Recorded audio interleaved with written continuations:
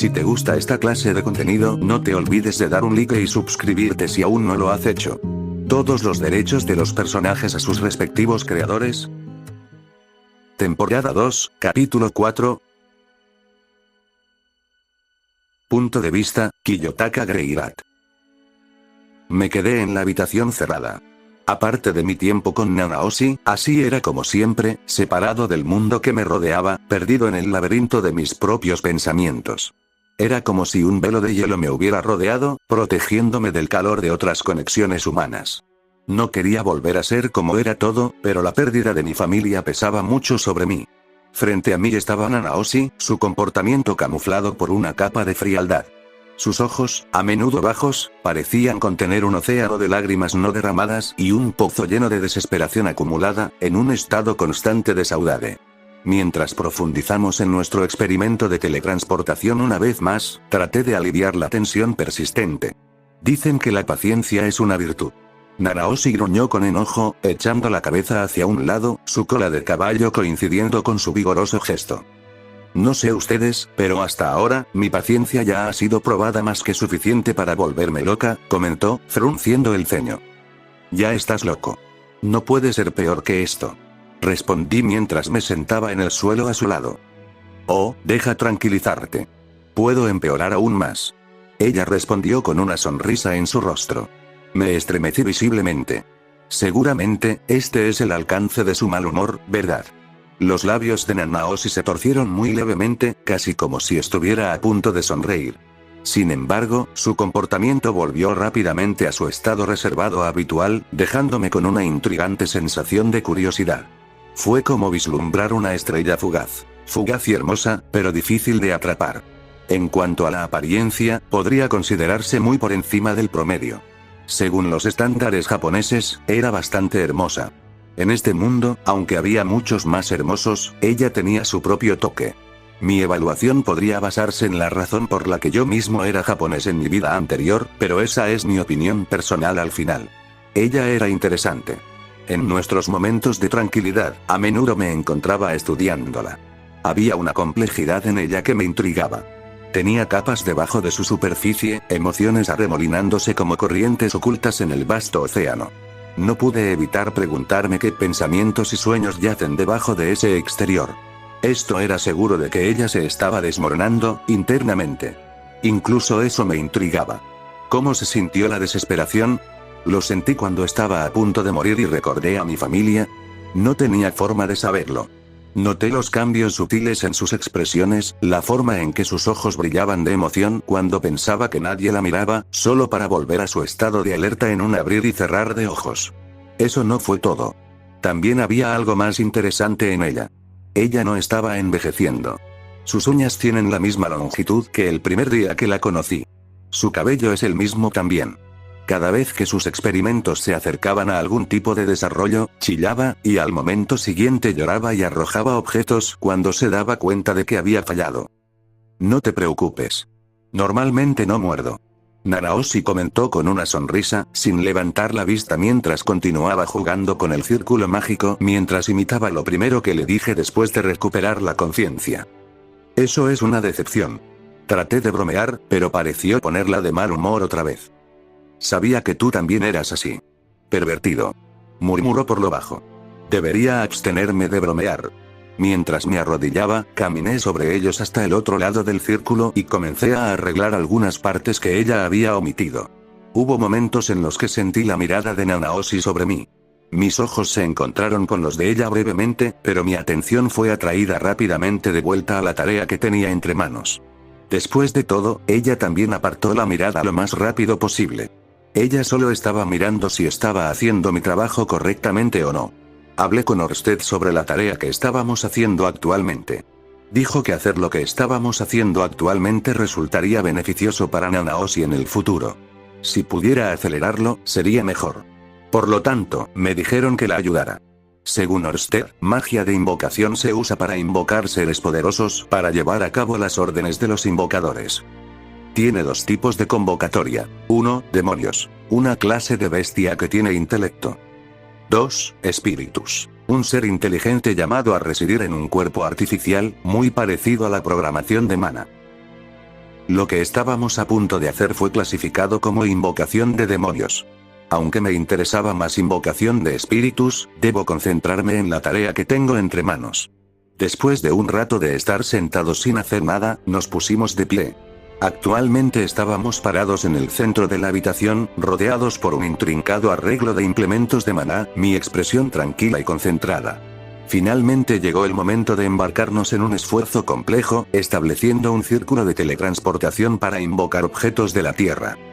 Nanaoshi, hablé en voz alta mientras giraba la cabeza en mi dirección, si quieres lograr una teletransportación exitosa, debemos asegurarnos de una alineación precisa del flujo de maná dentro del círculo, comencé, mis palabras mesuradas, sin dejar demasiado. Se me escapa mucha información. Honestamente, había una gran posibilidad de que fallara. Conozco los defectos, pero no tengo ni idea de cómo corregirlos. Tal vez sea la falta de actitud hacia este campo, al igual que Rudy con magia curativa, no tenía talento para ello. No podía empezar a entenderlo. Aún así, Nanaoshi insistió en que sería necesaria cada pequeña cantidad de ayuda. Nanaoshi asintió, sus ojos marrones atentos e inquisitivos. Sí lo sé. Te escuché la primera vez para hacer eso, tendremos que calcular con precisión las coordenadas espaciales de la Tierra y considerar su posición de rotación en relación con los cuerpos celestes. Ella respondió en un tono cansado. Sí, respondí, impresionado por su comprensión de los aspectos teóricos. Entonces podemos usar esta información para alinear el flujo de maná a lo largo del vector correcto, creando la convergencia dimensional necesaria para que ocurra la teletransportación. ¿Estás seguro de que puedes manejar una convergencia de esa escala?, preguntó ella, en parte preocupada. Nunca lo sabremos hasta que lo intentemos. Respondí con total naturalidad. Ella frunció el ceño, sumida en sus pensamientos. Pero, ¿cómo mantenemos la estabilidad del flujo de maná? Cualquier desviación podría tener consecuencias desastrosas. Ella tenía razón. La metástasis, o más comúnmente conocido como el incidente del desplazamiento, fue el mejor ejemplo de esto. Aunque, para la mayoría, es solo un desastre natural. Una preocupación válida, continué, podemos establecer un mecanismo de retroalimentación usando runas estabilizadoras para regular el flujo de maná. Además, podemos emplear manipuladores de resonancia para amortiguar cualquier fluctuación, asegurando la estabilidad del proceso de teletransportación. Las palabras que salieron de mi boca me parecieron extrañas. No estaba seguro. Le había dicho a Nanaoshi de antemano, pero parecía empeñada en experimentar una y otra vez. Nanaoshi asintió, absorbiendo la información. ¿Y qué hay de establecer una conexión perfecta entre el círculo de maná y el objeto que queremos teletransportar desde la Tierra? Eso es crucial, afirmé, necesitamos establecer una atadura dimensional entre el círculo y el objeto objetivo. Al sintonizar con precisión las frecuencias vibratorias del objeto con el patrón de resonancia del círculo, podemos lograr una conexión hipotéticamente perfecta que permite la teletransportación sin comprometer la integridad del objeto. Aunque necesitamos hasta el último detalle sobre el objeto. Oye, Kiyotaka, ¿qué pasa con las posibles fluctuaciones de energía durante el proceso de teletransportación?, preguntó ella, su voz llena de curiosidad. Buen punto, reconocí, felicitando su atención. A medida que el objeto se transfiere a través de las dimensiones, existe el riesgo de disipación de energía. Para contrarrestar esto, podemos introducir conductos que redirijan el exceso de energía de regreso al círculo de maná, mitigando cualquier daño potencial. Entonces, ¿suministro infinito de energía? No es interminable, por así decirlo. Es la misma cantidad de energía sin dejar que se desperdicie. Aunque, es bastante difícil. Pero puedes hacerlo, ¿verdad? Incluso Orsted dijo que apenas gastas maná mientras peleas. Para hechizos, sí. Pero si utilizo cualquiera de las 3 armas principales derivadas de magia de gravedad, mi maná se agota en poco tiempo. Sin mencionar que todavía no he recuperado el 100% de mi maná durante estos 2 años. ¿No lo hiciste? ¿Por qué? No es como si no lo hiciera. Mi cuerpo rebosa al 95%. No puedo ver para ingerir más que eso. Casi parece que de alguna manera disminuyó.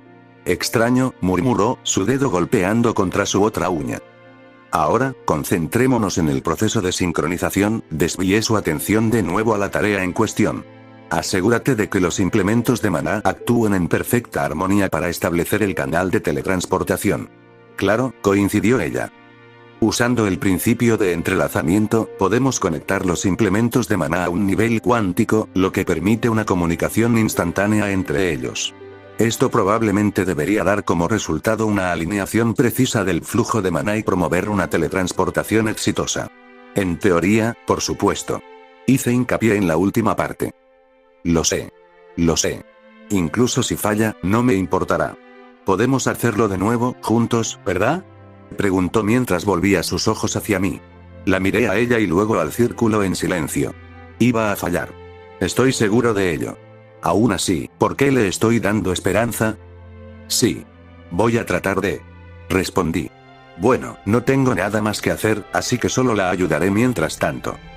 Kiyotaka, ¿qué pasa con la sincronización temporal que mencionaste? Preguntó ella. Su mirada se fijó en el estabilizador que estaba incorporando. Ajustando el regulador, hablé. Bueno, solo tengo que asegurarme de que la teletransportación ocurra dentro del mismo marco de tiempo en ambos extremos para evitar la dilatación del tiempo. Eso necesitaría una calibración cuidadosa del estabilizador temporal, luego puede lograr esta sincronización, manteniendo la continuidad temporal del objeto durante todo el proceso. Lo haces parecer tan fácil. Naraoshi dijo mientras se levantaba y me miraba con un brillo de esperanza en sus ojos. Solo estoy balbuceando lo que me enseñaron en ANS. Honestamente. Ni siquiera sé de lo que estoy hablando. Me encogí de hombros. ¿Te enseñan cosas tan complejas en ANS? Preguntó, olvidándose por completo del experimento. ¿HMM? Sí. Ellas hacen. Oh. Entonces, realmente eres inteligente. Pensé que el pequeño Kiyotaka era un tonto. Ella se rió. Soy mayor que tú. Repliqué con un suspiro. Tienes casi 12 años en este momento. Y tengo 17 ahora. Eso me convierte en el mayor. No funciona de esa manera. Lo hace. No, no lo hace. Entonces, ¿cómo funciona? Ella preguntó y se cruzó de brazos en desafío. Dado que estás tomando en cuenta las apariencias físicas, tu tiempo parece haberse detenido en este mundo. No has crecido ni un poco en 2 años. Incluso tu cabello. Por lo tanto, tienes 15 años para siempre.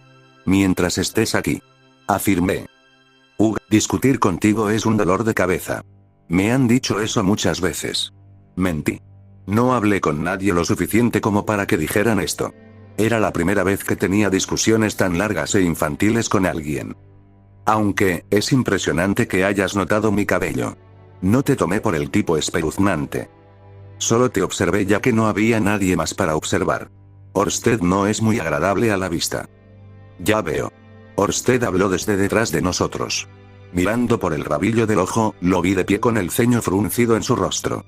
Ya habían pasado 2 años. Ya era hora, me fui de aquí. Espérame un momento. Saldré en 1 hora. Le dije a Orsted y se fue. ¿Qué fue eso?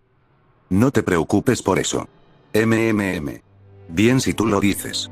Con los ajustes finales realizados, el círculo de teletransportación resplandecía con un brillo de otro mundo, sus intrincadas runas y resplandecientes cristales de maná pulsaban en armoniosa unidad.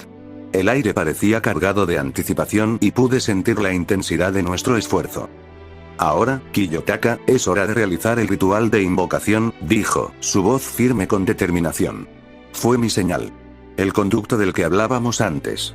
Fui yo. Mi técnica mágica convergencia y divergencia, cuando se combinaba con las propiedades del círculo, tenía la capacidad de aplicar fuerza bruta en la curva espacio-temporal. Aunque, podría necesitar mucho maná. Si Rudy pudo realizar todos los aspectos con su reserva de maná, podría haber tenido una oportunidad. Pero ese no fue el caso aquí. Tenía una reserva escasa de maná.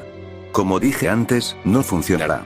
Pero puse mi voluntad en ello a pesar de todo. Alcancé mi técnica y de repente sentí que se formaba un agujero en la pequeña olla de mi maná, drenándose a un ritmo rápido. Como arena en un reloj de arena, goteaba, lentamente, pero a un ritmo rápido. Mi visión se duplicó mientras canalizaba convergencia y divergencia en el círculo mientras usaba neutral para defenderme. El círculo de teletransportación cobró vida y un portal brillante conectó la habitación con la Tierra, o eso pensamos. Por un breve momento, dentro de él, el objeto que buscábamos convocar se materializó, parpadeando con iridiscencia mientras atravesaba los límites del tiempo y el espacio. Por un momento, estuve en trance, presenciando la culminación de 3 aspectos de infinito trabajando en armonía. Pero tan pronto como apareció el objeto, comenzó a parpadear y oscilar dentro del portal. Una oleada de energía interrumpió la estabilidad del flujo de maná, lo que provocó que el círculo de teletransportación flaqueara. Kiyotaka, algo no está bien, dijo, la preocupación se filtraba en su voz. Enfoqué mi manipulación de maná, intentando estabilizar el círculo una vez más. Pero ya era demasiado tarde. La interrupción había causado el colapso del portal y el objeto se desvaneció, dejando tras de sí un pesado velo de decepción. Lo sabía.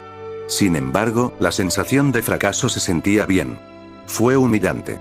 Cuando el polvo se asentó, Nanaoshi y yo intercambiamos miradas, una mezcla de frustración y determinación en sus ojos. Estábamos cerca. Seguramente, lo conseguiremos la próxima vez. Respondí y me di la vuelta. ¿A dónde vas? Para conocer a Orsted. Acabas de usar esa técnica. Puedes, descansar, ya sabes. Puedo hacerte también. No, gracias. Tengo que ir con él. Cuando estaba a punto de irme, me volvió a llamar. Espera. ¿Qué? ¿Me vas a ayudar, verdad? Sí. Sí, estoy cerca. ¿Qué me? Dejándola allí, partí. La ayudaré, pero no cuando ni siquiera esté aquí. Puse las bases para ella. Ella podría ser capaz de hacer el resto por sí misma. Tal vez. Cuando entré en la habitación con poca luz, sentí el aura palpable de tensión flotando en el aire. Orsted, el actual dios dragón y posiblemente el individuo más fuerte de este planeta, estaba sentado en un sofá, su expresión marcada por un ceño fruncido. A pesar de la gruesa capa de tensión, caminé con calma y me senté. La mirada de acero de Orsted se encontró con la mía cuando me senté frente a él. Sus penetrantes ojos dorados de halcón parecían buscar algo en mí, tal vez un destello de miedo o vacilación. Pero encontré su mirada con una mirada más bien casual, confirmando sus dudas aún persistentes de que yo le tenía miedo. Tenía una maldición que hacía que todos le tuvieran miedo. Excepto la gente de la Tierra. Con toda honestidad, quería sentirlo. El miedo se deriva de la pérdida prospectiva asociada con apegos materiales o emocionales. Sin un nivel más profundo de conexión, uno no puede sentirlo. Uno tampoco puede sentirlo por los difuntos. Sin una palabra, Nanaoshi colocó tazas de té humeante frente a nosotros. Intercambió algunas miradas nerviosas entre nosotras, pero ambas mantuvimos la calma. ¿Por qué estás haciendo esto? Preguntó Esther, genuinamente intrigado. Oh, él me estaba ayudando, y me presentaste a alguien que también tenía un contrato conmigo. Entonces, solo lo estaba haciendo por un poco de buena voluntad. No tomes ninguna idea equivocada. Ella resopló como siempre y salió de la habitación. El silencio entre nosotros era pesado, pero opté por dejarlo permanecer. Mientras tomaba un sorbo del fragante té, saboreé el calor que se originó en mi lengua y se extendió por mi garganta, un reconfortante contraste con la tensión en la habitación que se sentía como un cuchillo helado contra la piel. Estudié a Orsted, observando las líneas grabadas en su rostro curtido. A pesar de su imponente presencia, en sus ojos había un cansancio que delataba el peso de sus responsabilidades. Nos encontramos de nuevo, Kiyotaka. Orsted finalmente habló, su voz profunda y grave, como el estruendo de un trueno distante. ¿Cuánto tiempo ha pasado? 5 meses. Respondí. Hubo una breve pausa mientras continuábamos tomando nuestro té, el sonido del reloj llenando el silencio. Percibí renuencia en el comportamiento de Orsted, como si estuviera lidiando con un conflicto interno. Debo admitir que hoy no estoy del mejor humor, admitió Orsted, un raro momento de cambio en la forma en que hablaba. ¿Por qué? Respondí con calma. Tienes una misión, Kiyotaka, dijo Orsted, ignorando mi pregunta, su tono recuperando su tono autoritario. Necesito que vayas a Strife Zone. La zona de conflictos, como sugiere el nombre, era una región donde muchos países luchaban y estaba constantemente en un estado de conflictos, de ahí su nombre. ¿Qué quieres que haga allí? Yo consulté. La respuesta de Orsted fue críptica pero cargada de significado. Puedes hacer cualquier cosa que creas conveniente para mejorar las cosas para el futuro. Sus palabras flotaron en el aire como un acertijo, su significado abierto a interpretación. Pero entendí la esencia de su mensaje. Al menos, creo que lo hice. Haré todo lo que esté en mi poder. Respondí. Él solo asintió y luego nos sentamos en silencio de nuevo. Mientras se vaciaban las tazas de té, lo que indicaba la conclusión de nuestra reunión, me levanté de mi asiento, lista para embarcarme en la misión. Los ojos de Orsted me siguieron mientras me preparaba para irme, todavía mirándome con escrutinio. Entonces, ¿te vas, rompiendo promesas ya? Sabía que serías así. Naraoshi comentó mientras se apoyaba contra la pared, su talón derecho tocaba la pared detrás. Dije que ayudaría si estoy aquí. Además, ya sabes cómo hacerlo. No me necesitas. Respondí. No estuvo mal. Aunque, ella tendría que trabajar duro para reemplazar el convergencia y divergencia, estoy seguro de que ella se dará cuenta de algo. ¿Cuándo regresarás? Preguntó, esta vez, su voz suavizándose. No estoy seguro. Viajaré mucho. Por lo tanto, no hay conjeturas precisas o estimativas. Ya veo. Ella agachó la cabeza. Todavía quedan algunos ingredientes en mi habitación. Siéntete libre de usarlos, hablé y sentí que sus orejas se contraían. ¿De verdad? Sí. No los necesitaré. ¿Estás seguro? Afirmativo. Gracias. Ella respondió y frunció los labios. Luego se dio la vuelta y comenzó a alejarse. Sin embargo, dejó de caminar y volvió a mí, palmeándome el brazo, vuelve de una pieza. La vista de una rosquilla humana no es muy atractiva. Trataré de mantenerme con vida. Respondí y ella asintió. La comisura de sus labios se curvó en una breve sonrisa mientras me palmeaba el hombro, giraba sobre sus talones y saltaba. Esta vez desapareció después de dar la vuelta a la esquina. Parece que se está enamorando de ti. Se supone que no debe tener ningún apego a este mundo. Orsted apareció de repente detrás de mí. Es estrictamente platónico. Respondí con total naturalidad. Te tomaré en eso. Ven aquí, te daré acceso a algunos círculos de teletransportación. Podrás llegar allí en unos días. ¿A dónde vas? Yo pregunté. Naraoshi y yo necesitamos estar en algún lugar. La mandíbula inferior de la montaña Red Wyrm. Habló con una sonrisa siniestra. Fue espeluznante y fue suficiente para enviar un escalofrío por mi espalda. Nota del autor, entonces, un poco de advertencia. Hasta este capítulo, no hay cambios en la vida de Rudy. Aunque no seguirá igual. Poco a poco, como efecto mariposa, poco a poco iría cambiando su vida gracias a la presencia de Kiyotaka. La razón para mencionarlo en la mitad del capítulo es porque, dado que no ha habido muchos cambios en este volumen, paso directamente a la reunión de Paul. Rudy obtuvo el ojo de la previsión, fue encarcelado por gente bestia, conoció a GS, el demonio con cara de mono, y ahora ha llegado al Reino Santo. Estoy tratando de escribirlo con mis propias palabras, así que, Además, en caso de que algunas personas lo hayan olvidado, la promesa entre Rudy y Eris nunca se cumplió ya que Philip nunca convenció a su esposa de que arrojara a su hija en su cama. Volvemos al capítulo. Punto de vista, Rudeus Greyrat. Cuando me reuní con Paul Greyrat después de una larga ausencia, no pude evitar notar los profundos cambios que se habían apoderado de él. Sus mejillas, una vez regordetas, ahora tenían una delgadez inquietante, mientras que las bolsas pesadas proyectaban sombras debajo de sus ojos cansados. Su cabello despeinado y su apariencia descuidada sugerían un periodo de abandono, y el leve olor a alcohol permanecía en su aliento, traicionando una agitación interna. Su aura, una vez carismática y vivaz, parecía disminuida, dejando atrás un caparazón vacío de su antiguo yo. Nos conocimos en el Dawn of the Door Inn, un pintoresco establecimiento donde Paul se hospedaba temporalmente. Junto a ella había una posada un poco más grande, y dentro de sus paredes había una mesa circular de madera adornada con 10 asientos separados, uno de los cuales ocupé. Frente a mí, Paul estaba sentado, una personificación del cansancio y la melancolía. Aunque la luz del día todavía bañaba los alrededores, temprano en la mañana, la posada estaba llena, todos los asientos estaban ocupados por los leales compañeros de Paul. No podía pasar por alto las miradas penetrantes que lanzaban en mi dirección, claramente desconfiadas de mi presencia. Se hizo evidente que todos los reunidos aquí estaban firmemente alineados con Paul, y su alianza solo sirvió para aumentar la tensión en la sala. Las personas a las que había golpeado ya fueron sanadas por un sanador, también conocido de Paul. En medio de la reunión de los compañeros de Paul, me llamó la atención de inmediato una mani mía, una figura curvilínea sentada detrás de él, una guerrera llamada Vera. Con su cabello corto de color castaño ondulado suavemente hacia afuera y un par de labios carnosos, exudaba un encanto encantador que era difícil de ignorar, tanto para mí como para mi pequeña guerrera. Su físico, sin embargo, era lo que realmente destacaba. Generosas curvas adornaban su cuerpo, mostrando grandes pechos, una cintura delgada y un trasero bien formado, todo oculto modestamente por la maravillosa armadura del bikini. A pesar de su apariencia juvenil al final de su adolescencia, su aura tenía un atractivo maduro que parecía resonar con las preferencias de Paul. En este mundo donde incluso las heridas más pequeñas podían curarse rápidamente, no era raro que los guerreros prefirieran armaduras livianas como el estilo bikini que ella usaba.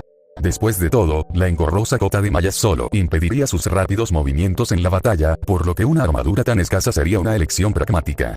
Sin embargo, su atuendo parecía sorprendentemente revelador para las normas, incluso en un lugar como el continente demoníaco. Por lo general, los guerreros se ponían algún tipo de capa protectora en sus articulaciones vitales, como hombros y codos, incluso si optaban por atuendos más ligeros. Sin embargo, Vera parecía descaradamente cómoda con su atuendo revelador, un marcado contraste con las mujeres jóvenes vestidas más tradicionalmente que había conocido hasta ahora. No es que me queje. Ni en lo más mínimo, que. En este reino, Milis, renombrado por su clima estable debido a la presencia de 7 torres, quizás el tiempo agradable permitió a Vera sentirse a gusto con su escasa indumentaria. Perdida en mis monólogos interiores y cavilaciones de un día, palpando y sintiendo en la palma de mis manos mientras la observaba sutilmente, nuestras miradas se encontraron inesperadamente. Ella me guiñó un ojo. Omi. Le guiñé el ojo. Rudy, la voz cansada de Paul rompió la conexión momentánea entre la mujer guerrera, Vera, y yo. Cuando sus palabras llegaron a mis oídos, nuestra mirada se rompió y volví a centrar mi atención en él. La vista ante mí era discordante. Paul se había transformado significativamente desde la última vez que nos vimos. Su apariencia una vez bien arreglada ahora estaba desaliñada, su barba descuidada y un fuerte aroma a alcohol lo rodeaba, evocando un aura malhumorada que se apartó drásticamente de mis preciados recuerdos de él. Mi mente luchó por comprender el motivo de su presencia en Milisión, un lugar tan distante de Asura como África lo estaba de Mongolia. Estaba aquí para encontrarme. Pero, ¿cómo pudo saber sobre mi teletransportación al continente mágico?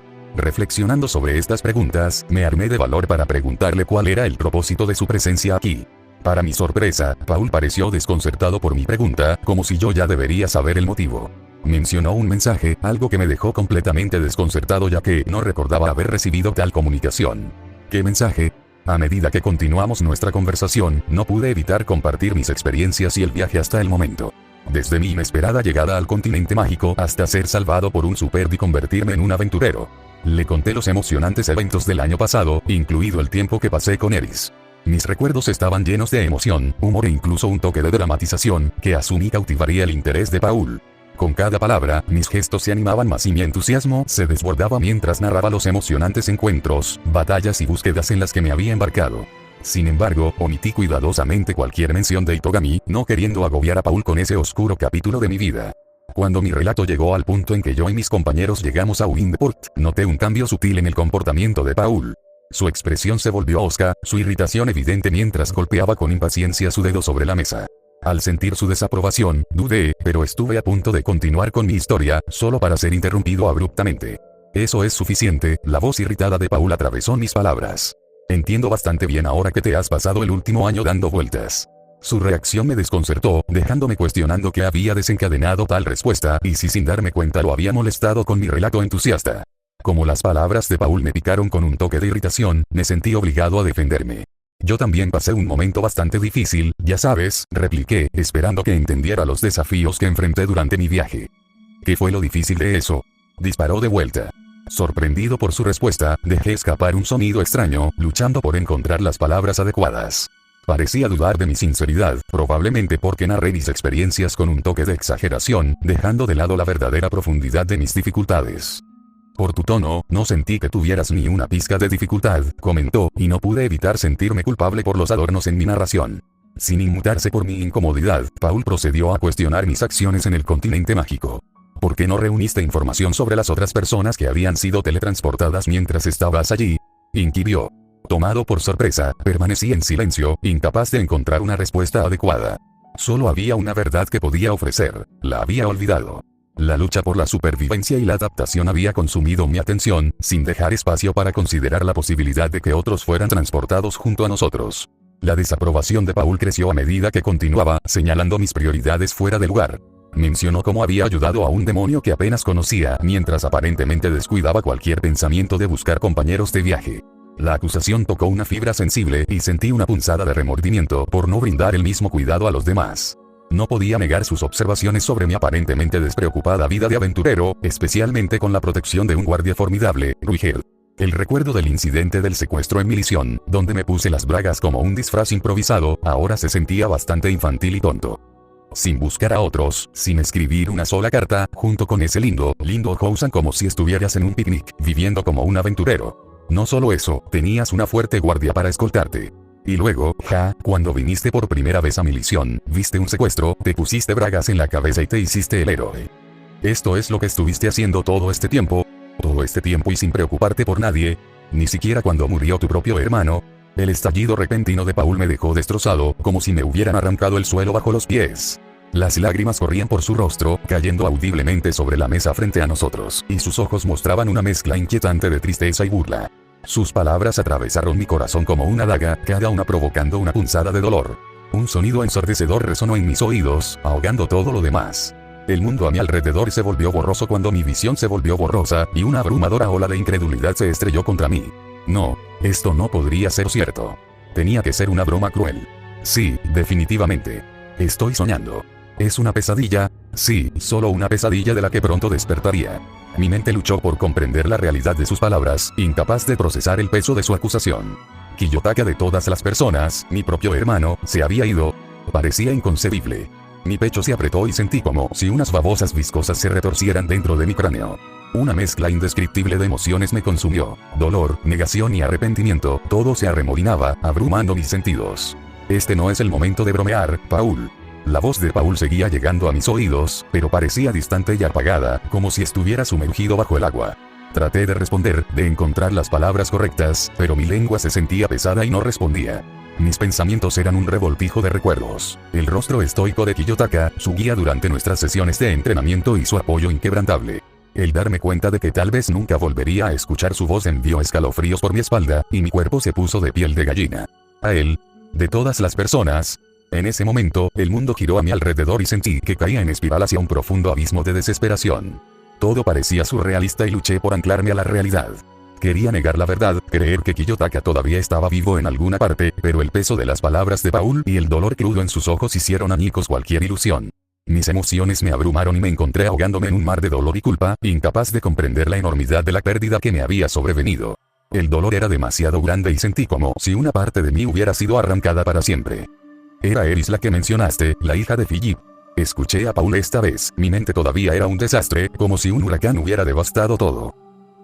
Ah, por supuesto que lo es. Tartamudeé. No podía tomar el pensamiento de mi mente. Su rostro era aburrido, siempre se burlaba de mí. Me dejó inconsciente tantas veces. Entonces, ¿por qué? ¿Por qué duele tanto? Me dolía el corazón.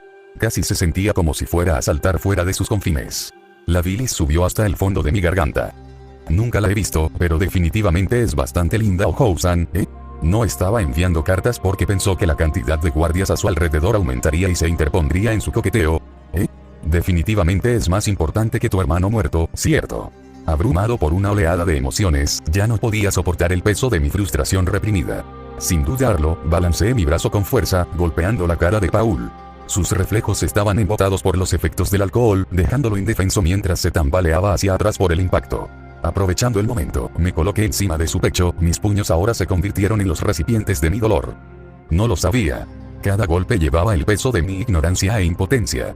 No tenía forma de saberlo. La desesperación en mi voz resonaba con cada golpe. Nunca supe ni vi un mensaje. Mi bombardeo implacable hablaba del dolor de mi hermano perdido. ¿Sabes cuántas veces casi muero?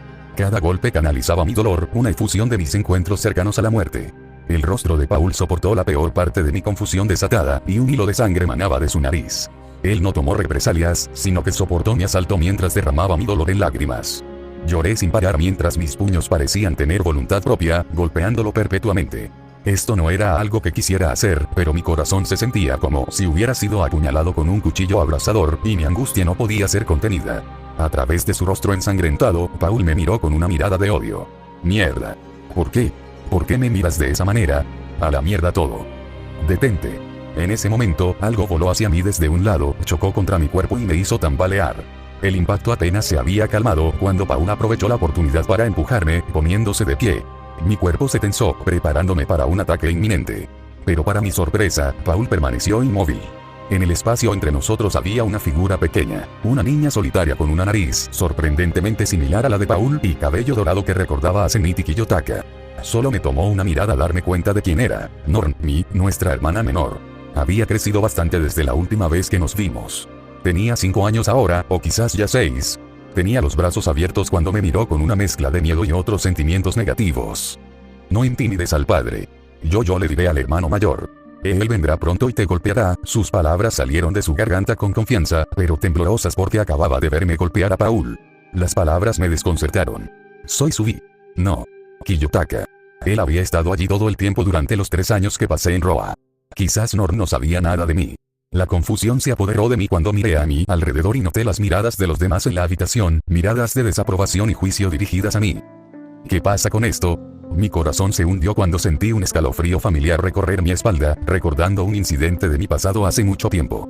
Fue un momento en el que fui intimidado, y una palabra mal pronunciada me ganó la mirada crítica de todos en la sala.